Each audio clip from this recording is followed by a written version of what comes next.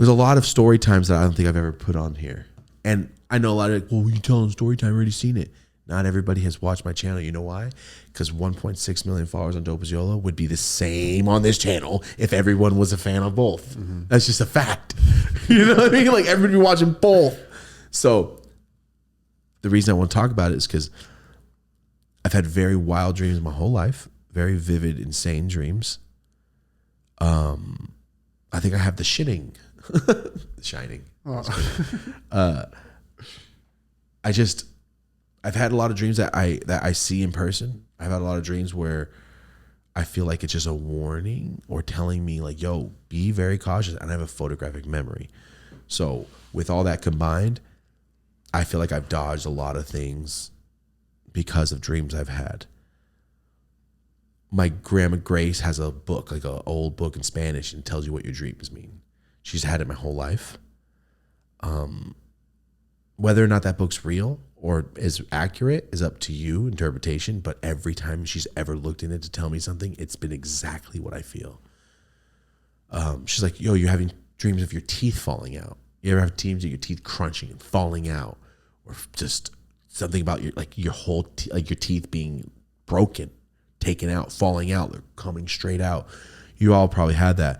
And she looked in her book. She's like, oh, it means you're uncomfortable with somebody you're living with, or multiple people. So your home, or like your home brain, your brain of yourself that's home feels vulnerable, or blah blah blah. She explained it to me. I went, and that was like the month I moved in with my grandpa after my grandma died, and I had never lived with him before, and I felt like, oh my God, this is so weird. Yes, it was sitting in silence, like, what did we talk about now? So, you know what I mean? So it's very accurate. And my dreams are very accurate. I've had dreams of people I've never seen that I've seen them in person, and I remember them from the dream. I've had a lot of weird, I don't know what to call it, but I have it, and it's happened my whole life. And this dream I'm about to tell you about is the first reoccurring dream I ever had, and I had a conclusion, and I've never had the dream since, which is kind of insane. I did a story time on this. I don't know if we've ever talked about it on here, but if we have, I'm sorry. If we haven't, get ready. If you're driving, you're welcome. Next 30 minutes is gone for you. I love stories when people are telling stories, and when I'm on the road, I could just space forever and listen to everything. Or just watching Jersey Shore and listening to Jersey Shore. I got to catch up, man. I got to catch up. I'm 12 years late. I just started watching it 3 months ago. I'd never seen it before. So I'm late, all right? And all the new shit's coming out on Twitter. Anyway, here we go. I had this dream when I was 3, 4 maybe, then 5, then 7, 9, 12, 15. Then it kind of stopped. And the last time I had it was about 16. A photographic memory. I can see everything. And remember, I'm 3 or 4. I have no I have no basis to what war is. I don't know these things. And I'm only telling you what I told my mom. So 3-year-old, 4-year-old, you can see what that kid was thinking. Then as a 9, 10-year-old, I'm telling you the exact same thing. Nothing changed except now I know those terms and what they are. So as 3 or 4, I remember this story. I remember the first time I told my mom, I was crying. I remember everything about it. So it's not like I was just like, yeah, and then I saw tanks. Nah, like, I'll tell you, all right? I have this dream when I was a kid. The first time I ever had it. I'm running. I have a gun. I'm running. It has a sword on it. No, sorry. I'm running with a gun. That's right. Starts off me running. I'm running. And a bunch of like red dots are going over me. Like a bunch of little red things are going over me. I'm ducking. And there's a bunch of spiky wires. I told my mom. Barbed wire.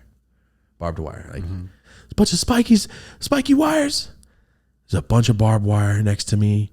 And there's like these holes, like canals, like at my grandma Grace's. There's a bunch of canals. And I'm running. And there's buildings next to me, like kind of looks like brick buildings. And they're like falling over. Some of them are crushed. There's planes.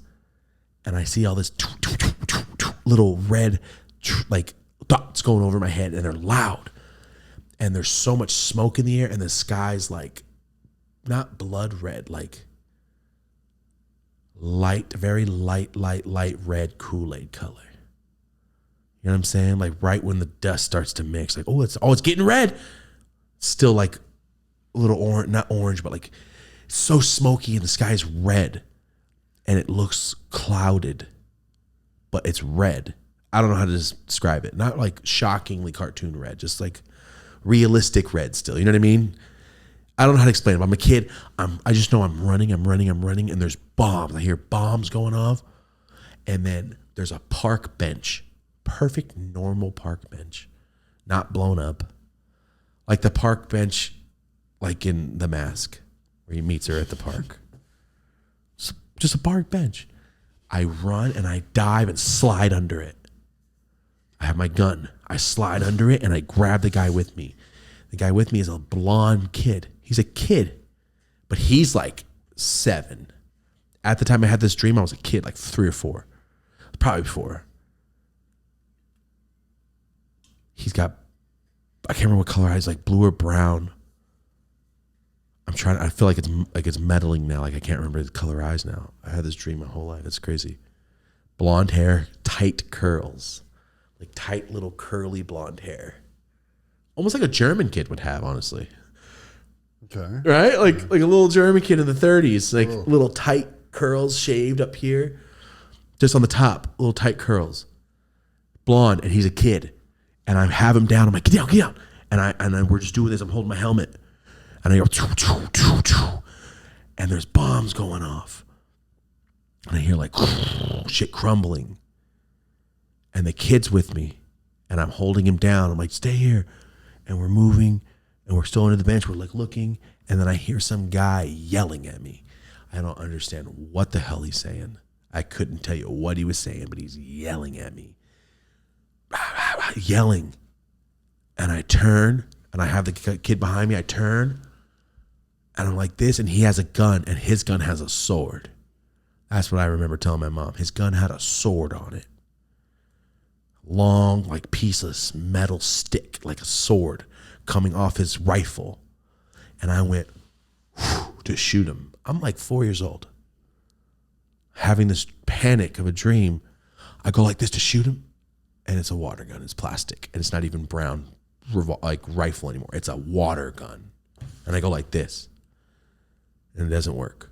Like it's plastic. I can now feel it. It was just metal. It was just in my hand. And as I go, stay. And I go to shoot the guy, as I turn around, I'm like, and it's got colors. It's a water gun. Like it's a plastic, grayish, muted gray, kind of white, pearl colored water gun with like orange and blue on it. Like a Nerf gun. Doesn't have the orange pump though. You know, that doesn't have that. And I remember looking at him like, and then he just does that. The guy looks at me. He's got a green helmet on. Or no, he's got a green outfit or green outfit, green helmet, like a metal soldier's. I tell my mom he has a helmet. It's like cut off. It only goes right here. Not a football helmet. It's not a motorcycle helmet. It's not a bike helmet. It's like a cap. I don't know. I describe it to my mom, telling her. And as I go, he goes like that. He just goes like that. Like almost like, fuck you. He just goes like that.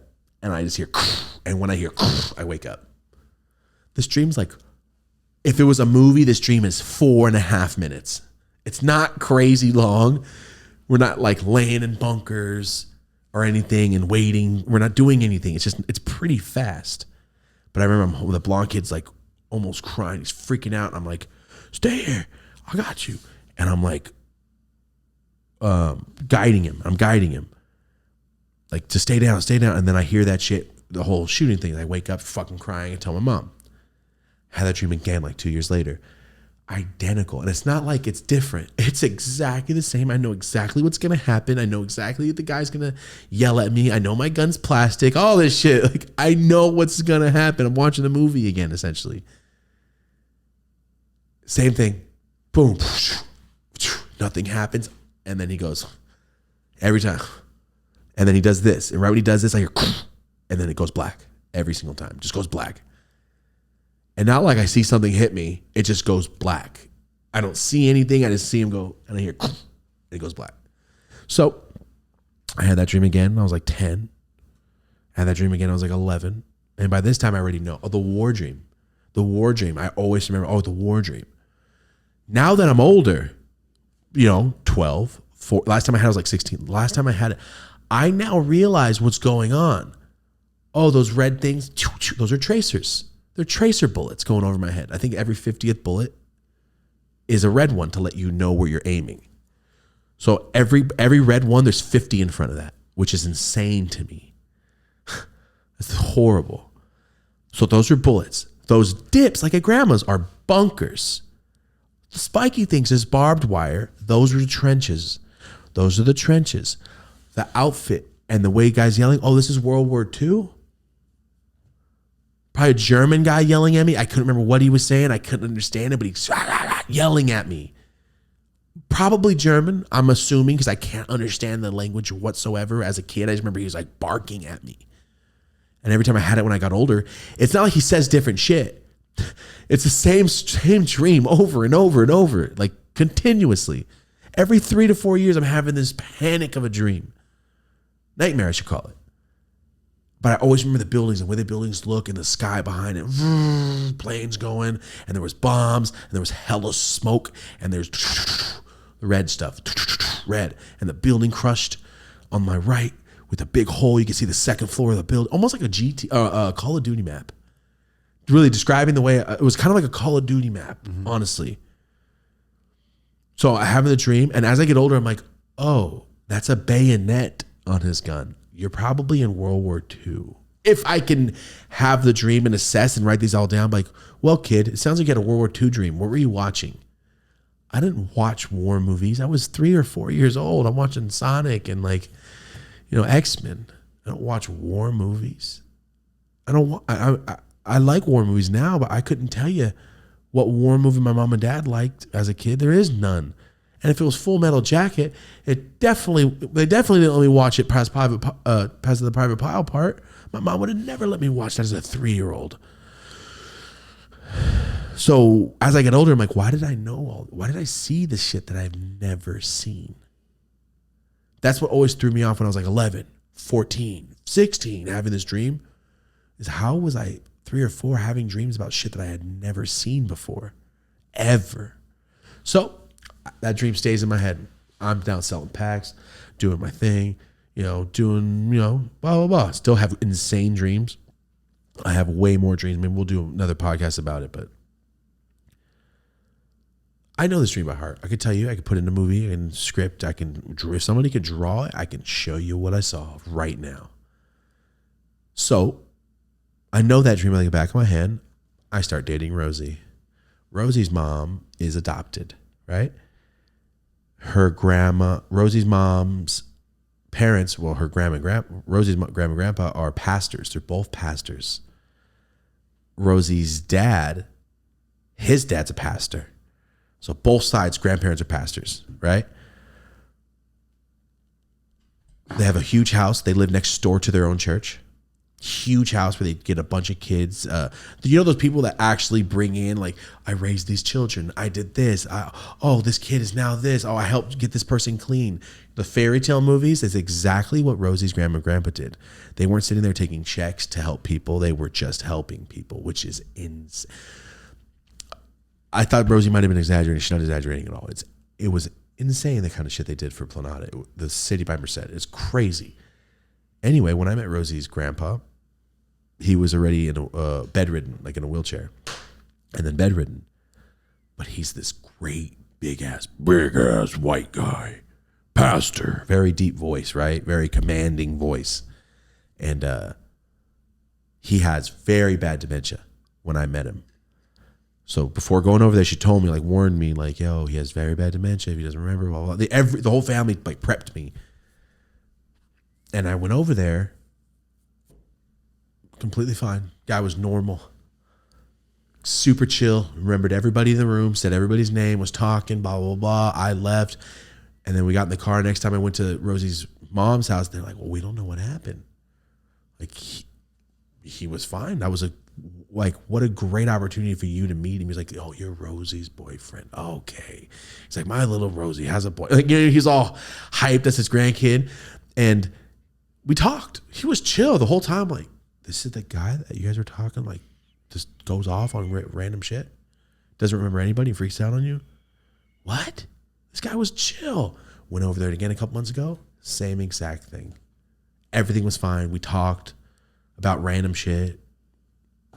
Watched TV. That's it. He only watched Pastors. That was it, guys. It was very normal old man to me.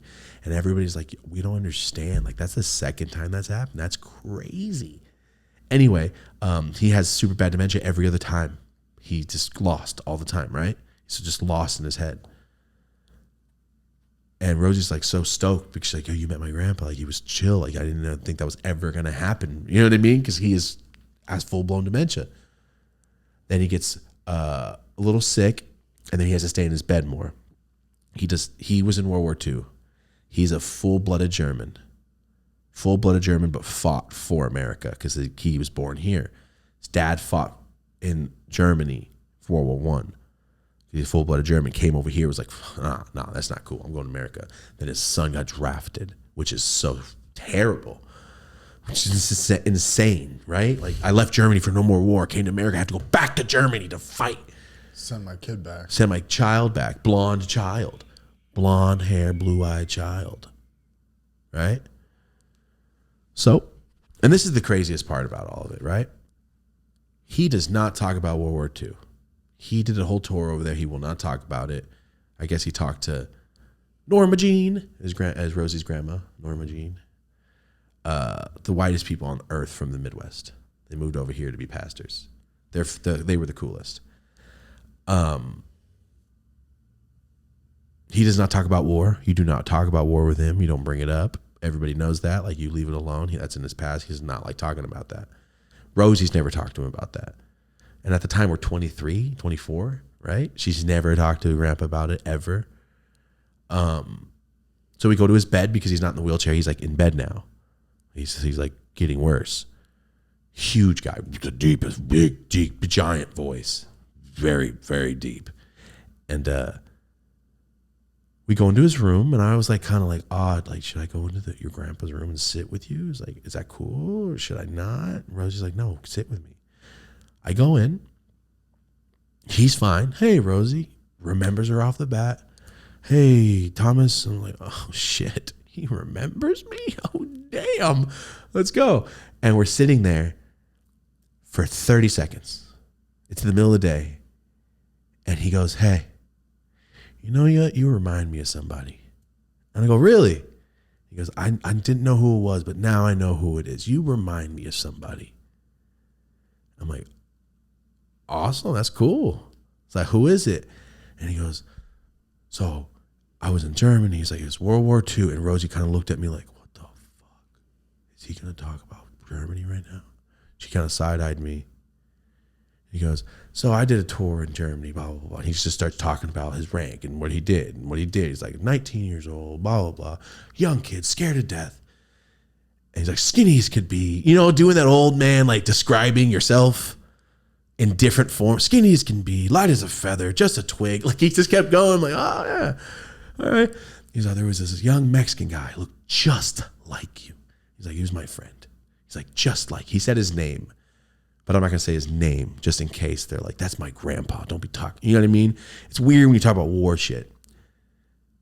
He's like, he looked just like you. And that's why you remind me of him. That's who it is. And he was like coming to it like, that's who you remind me of. Kind of one of those, right? But like very old and deep voice and kind of sick. So he was kind of sat up. Here's his bed. I'm sitting toward the foot to the left of it. And Rosie's at the head of the bed talking to him, like holding his hand and shit. And she's looking at me like, what the fuck? And he goes, so, one time in war, scariest time of my life. He goes straight into a full story, like light Malcolm in the middle. Everything stops. Light goes on him directly. And he's just telling a story, looking right at me. And he's talking to me. And I'm just like, oh, wow, your grandpa's talking. Holy shit, he's going to tell me about war? This is crazy. I'm the only person in your family, the newest person in your family, not even married yet. We've been dating barely like 7 months.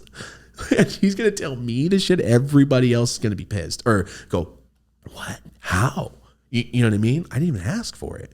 That's what I'm thinking. Like, wow, I wonder if everybody's going to be cool with this. That's what I was thinking. I wasn't thinking anything like, whoa, war. And he goes, so, little Mexican friend. He's like, he's a little brown. Like, the way he was describing, he's like, look just like you. Look just like you. Stocky guy. I was like, all right, cool. Yeah, we look a lot. Yeah, I get it. But he wasn't like being a weirdo. He was just saying like, you look just like you, but he was a stocky guy. Anyway, he starts going into a straight full-blown war story, guys. Enough to where he started and went, oh, this is not going to be fun. This is going to be one of those stories. And he gets in and he's like, we get trapped. And he starts going straight into war eyes. Like, we got locked down. And he starts going into full detail, but like storytelling master that I guess he was. I had no idea that this man was so detailed. We're locked down. So we're locked down. Night 1. We don't get up because there's too many tracers. I've seen too many people getting taken out by tracers, and I'm not going to stand up. I'm a tall guy. That's what he's like. I'm a big guy. Like, I'm not standing up. I'm not getting out of this bunker. I'm not getting out of the trenches. I'm going to stay in the trench. And he said, me and my buddy, he stuck it out with me. I was scared to death. He stuck it out with me. And he's like, night 2. He's like, tracers and bombs still going off. Hearing people scream. He's like, all I do is hope to God that somebody comes by, that we can hop in a vehicle and get out. He said he was basically at D-Day, which is Norway Beach? Yeah. Beach in Norway, right? Normandy, sorry, Norway. Normandy. American learning, teaching right here, guys. Here we go.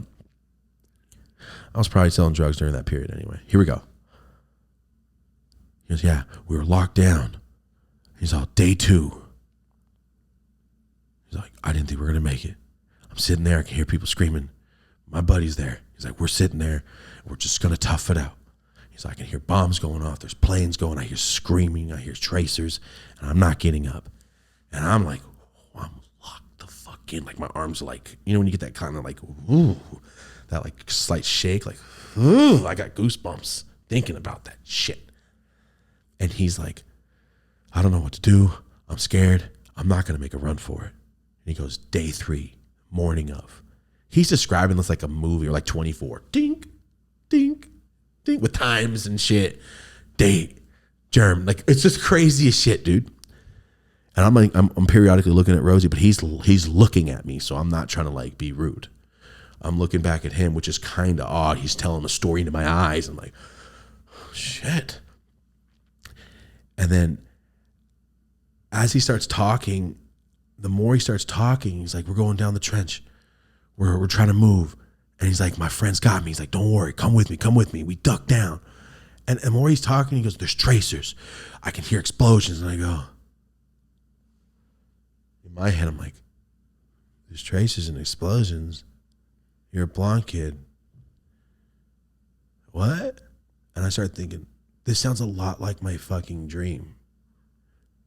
I'm 15 minutes into this story, and it just hits me. I'm like, what did you just say? Your homie told you what? Get down, stay down, come with me?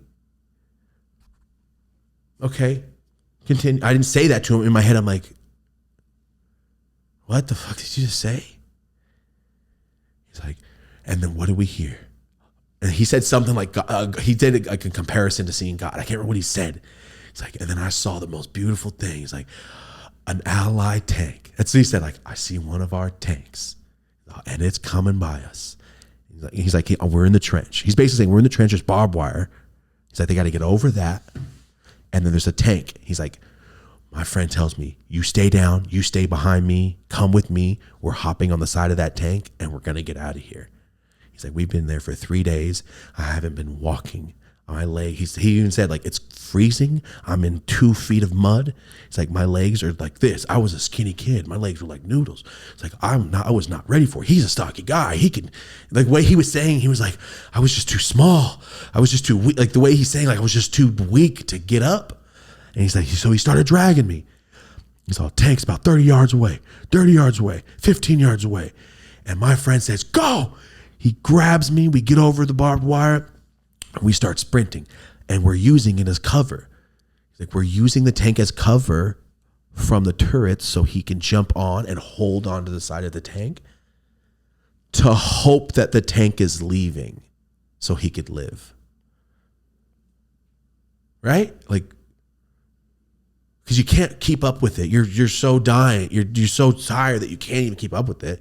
If there's a foot soldiers, they're probably going to shoot you looking at you on the side of the tank. So that your only chance is to hold on the side of a tank. So he says, I'm running, but I'm just so tired. He's like, it's only 8 yards away and I just can't catch up to it. And he's like, my friend's holding me, running. He's like, all right, come on. He says his little Mexican homie, he didn't say homie. He's like, my little friend, my friend. He said his name, but my friend and he says his name.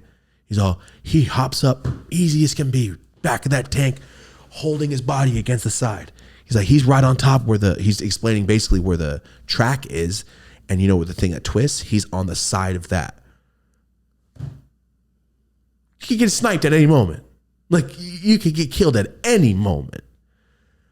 But he says, I see him and I'm falling behind. I can hear explosions. I hear tracers. And he's like, that's it. He's like, I just can't do it. I couldn't keep up. And he's like, I'm watching my trip home leave. He's like, I'm watching it go away. And he's only like a couple yards away, he says, but he's like, I just can't do it. So he's like, and then I know I keep saying, and then, so his homies on the back of the tank basically hand out like Aladdin, do you trust me? That's how I'm imagining it. Little brown guy. And he's like, I just couldn't do it. So I started slowing down. And he's like, without a beat, he hops off the tank, runs behind me, starts pushing me, gets under my arm. We get to the tank. He gets me up, throws me right on the tank. He's like, I'll flop over onto the back side of the tank. He's like, I could still get shot, but I'm just like, what are you going to do? He's like, I have to do something. He says he reaches out to grab his homie to hop on. He's like, his homie was easily jumping onto the tank. Like, yo, boom, put him on. And then he said he put him on, reached his hand out. He's like, and that's when I saw my friend blow into pieces. He's all mortar hit right behind him. Blew him to pieces all over me. And he's like, then I went home.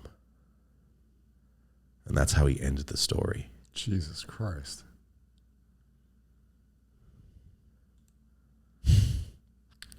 Look just like you.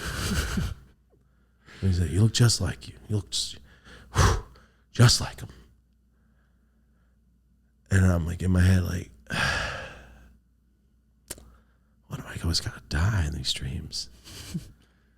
No, because that's another dream I cried to my dad about when I was like 6. We were truck driving. I woke up freaking out that there wasn't, like, I had other war dreams, and he same thing. I just explained to him, like, so I've had dreams about explosions and this and war, but that's the one that was always reoccurring. It's word for word, step for step. You look just like him. And it didn't fully hit me until I left and started thinking about every word he said. Like, what? I always have this dream. And since I was a kid, I always have a dream I get shot in the face. Since I was a kid. Mm-hmm. That's why I was always so nervous about getting shot in Merced. I told you about them. Like, I always thought I was going to get shot by some gangbanger when I was a kid. And then that fool tried to shoot me in the head. Mm-hmm. But like, obviously it was not nearly severe. But yeah, he said that shit to me. We talked about nothing for like a couple more minutes. And then he was like, oh, I'm tired. So we left. And then we're in the car. I'm telling Rose, like, and she doesn't get it yet either. I'm like, Rosie, my dream. She's like, what are you talking about? My war dream. It's like the curly headed kid. And the thing is, there's a picture of him standing in his outfit. With the kid? No, all young. Oh. With another guy. Little curls, little blonde, little only top curls, shaved up just like the little kid. I mean, damn near the same fucking haircut. So what do you take from all this? Not even done. Okay. So I think Rosie has wild dreams too, but they're more like a spiritual shit. I'm more of like, yo, be careful. Make sure you warn this person. Make sure you chill. Keep yourself. I'm like a spidey sense. Rosie's more like message type of shit. Gotcha. It's Push Tree's house. We know he's super sick. We go to the hospital. He's in one of the big rooms. So you know, like, oh, there's an operating, like, oh, he's like in a big ass room with doctors, not just like a room where you lay and get better, almost like an operating room. Gotcha. We go in, this big fucking man on the table. Hi, Rosie. Blah, blah, blah, blah, blah. Looks like, yo, you take care of her. I'm like, yeah, man, of course. You know, just trying to be like the, yo, you're sick type of thing, right? And we visit with him. Rosie's sad as fuck. She's obviously going through it. We're walking out. Rosie's in front of me. And I don't know why. I look back right through one little slit of a window. I look back and he's looking right at me. He does that. And he just does that one to me. And I went, and I kept walking. I stopped and I went, and I just kept, like, kind of like just to be polite. But the way he looked at me, like, all right. I kept walking. Went to bed. Rosie woke up freaking out because she had a dream that her grandpa woke up to a phone call. And Rosie was already freaking out because she said she was having a nightmare. Woke up to a phone call. I already knew exactly what happened by the look on Rosie's face. It was pitch black. I could see it. Woke up to a phone call from her mom that her grandpa died, right? Couple hours after we left, which is like he died, and then a couple hours after we left, Rosie started freaking out because when she woke up, she was already like stressed out. She was having a dream that she was talking to her grandpa because he said he had just passed away and he's going to leave. He's like, I just want to talk to you before I leave, blah, blah, blah. He's talking about all this advice shit. I was her to him. Like, he would always give her advice, do like the real ABC Family shit, but like real life stuff. And she's like, I was having a dream. He was telling me he just passed away and he's going to leave right now, but he's always going to be watching me, all this shit. And then like she got woken up by that call and it was the craziest shit. All of that shit happened just like this. Back to back to back to back to back. It was nuts, dude. It was crazy. But yeah, that's a wild dream that concluded at the end. I've never had that dream. Oof. But then again, I didn't have that dream from 16 to 22 when I met Rosie either. But like I never had that dream again. But yeah, dude, that was some shit. And the thing is, when I saw the picture of him in his uniform, I'm like, what the fuck? He didn't look like the kid, but he had the resemblance, like the eyes, the hair, the skinny little noodle kid. I'm telling you, dude, like I can tell you exactly what that little boy looked like. He was like 7 years old. He's like Cam size, but I was little. Like I was my age. Yeah. But every time I had the dream, even when I was 15, I was still a little kid. The kid never got older. So strange. Yeah, the kid never got older. And the guy that shot me was a full-grown man. I never understood it. It was like the most vulnerable dream ever. Oh, you're a kid and your gun don't work. Fuck you. I think that's what that dream is, like the most vulnerable you could be. You know what I mean? Like I can't get more vulnerable than that, dude. But yeah, describing it like, Mom, you're not your child. Question your child. Like, why do you know what tracers look like? Those are called trenches, Thomas. Why do you know about trenches? Yeah. Like, I would have asked my child, like, what? What'd you just say? Why do you know that? It look like this? Yes. That's D-Day, Thomas. Like, what the fuck? And what I imagined was not D-Day. There was no beach. What I saw was not D-Day at all because there was no beach. There was no huge mountain with turrets. It was just like open. When you see those pictures of land, open, scorched earth land with barbed wire, full stuck in it. Bunch of crazy shit, dude. Oh, 1917. Just like that. Yeah. Just like that. Except more people up top than in the trenches. Because when I was in that trench, when I was running and shit, I saw nobody in there. I just saw the dips like at grandma's. The little canals. I didn't see nothing else. Yeah. I'm very specific. I can't like tell you like, no, actually I didn't see that. No, nobody. I saw nobody else on our side dressed like the kid that I was with. But the kid I was with was dressed a lot like the guy that shot me. Except he didn't have a helmet, but the guy did.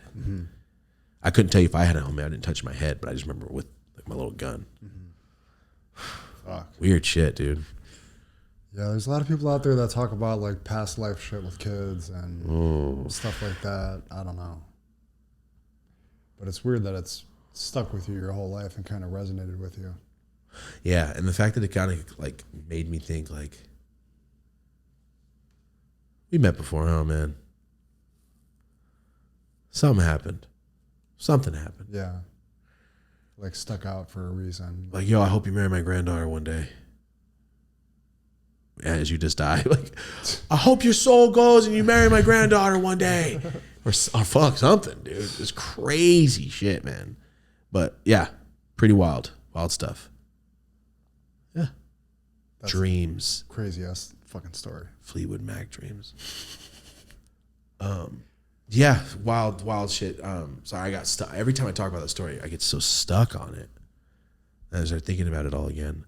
But yeah, no, dude, I've had wild fucking dreams that have, and I'll save that. I have other ones that are just, I don't know. I have one that could be so current, I don't even want to say it on here.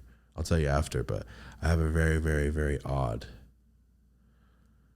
Wait, I have talked about it. I have the reoccurring dream that I'm in Merced at my grandma's property. I'm looking out toward Merced and there's a bunch of spaceships shooting at planes and spaceships shooting red laser things into the ground and it catching on fire. And then some of the ships going, getting staticky, and they're just drones. I've had that dream a lot. Same exact dream in the same exact position at my grandma's. When did that start? 2010. Right before I met Rosie. Very odd. I've never had a recurring dream. Oh man, I have. I've had many dreams. Like I had a dream where I saw the world ending and I was in San Francisco with my friend.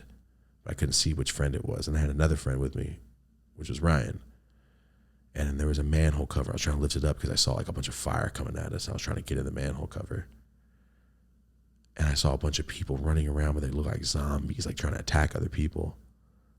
And I heard like a speaker from the skies going, "You have messed up too much and we have to restart this one. I'm very sorry, guys." And I was like, "What?" And then I was just running. There was a bunch of fire and a bunch of people trying to like attack people and like looting. And the ground was cracking. And then I just remember it was San Francisco and it was New Year's Eve. That's all I remember because I was like, yeah, it's New Year's. Let's go to San Francisco. And we're on top of a car trying to fight off these people when my dream ended. And then the next day, this is like 2009. The next day, Ralph, my cousin that's with me right now, the next day, when I'm in Merced, he lives in Santa Cruz, goes, "Hey, next week for New Year's Eve, do you want to go to San Francisco with me? They're doing it was for like a band and an event." And I go, "What did you just say to me?" He goes, "There's an event in San Francisco on New Year's Eve next week." And I go, "Ralph, I'm going to tell you right now, I just had a dream about San Francisco and the world ending on New Year's Eve. And I think I'm going to pass." And he went, "Gotta be honest, bro. I totally get it. If I had the dream last night, I wouldn't be doing that either. I had that dream. I'm not saying anything happened, but it definitely made me go, nah. I'm good," because what happens when it starts happening, I'm going to go, all you had to do was listen to your instincts, stupid. I have a lot of dumb dreams, guys. A lot of dumb, weird dreams. But there's only been a few times where they actually saved my ass. Twice where they saved my ass. And we'll get into those in another day because I think this will turn into 6 hours for real.